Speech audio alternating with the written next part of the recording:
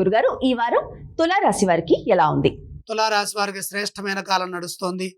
జన్మ చంద్రయోగము, పంచమ శుక్రుడు, 9లో గురువు, షష్ఠ శని, లాభకేతువు. బ్రహ్మాండమైన విజయం సొంతమవుతుంది.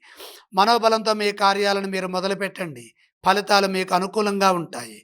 మానసిక దృఢత్వం శక్తిని ప్రసాదిస్తుంది. చెడు ఆలోచనలకు దూరంగా ఉంటూ త్వరగా కార్యసిద్ధిని సాధించాలి. దృఢ సంకల్పంతో పనిచేస్తే గుర్తింపు లభిస్తుంది. తగిన ప్రతిఫలం ఉంటుంది. గౌరవం పెరుగుతుంది. మీ వల్ల కొందరికి మేలు జరుగుతుంది. ఉద్యోగంలో కలిసి వస్తుంది. తోటివారి నుండి ప్రోత్సాహం ఉంటుంది. స్థిర నిర్ణయాలు తీసుకుంటారు.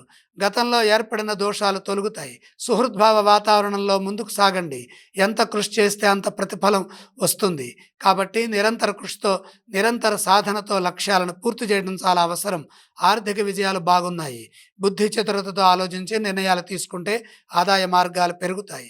లక్ష్మీ కటాక్షం సంపూర్ణంగా ఉంటుంది. ధనాన్ని సద్వినియోగం చేసుకోవడం ద్వారా స్థిరమైన ఫలితాలు సిద్ధిస్తాయి. ఇదే విధంగా వ్యాపారంలో కూడా మేలు జరిగే అవకాశాలు ఎక్కువగా కనపడుతున్నాయి. శుభవార్త ఆనందాన్ని ఇస్తుంది. తులారాశి వారు ఏ స్తోత్రాలను పఠించాలి?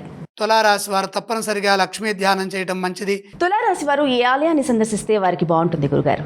లక్ష్మీ అమ్మవారిని దర్శనం చేసుకోవడం ద్వారా సంతృప్తి కలుగుతుంది. వారు ఎటువంటి దానాలు చేయాలి? దానాలు అవసరం లేదు.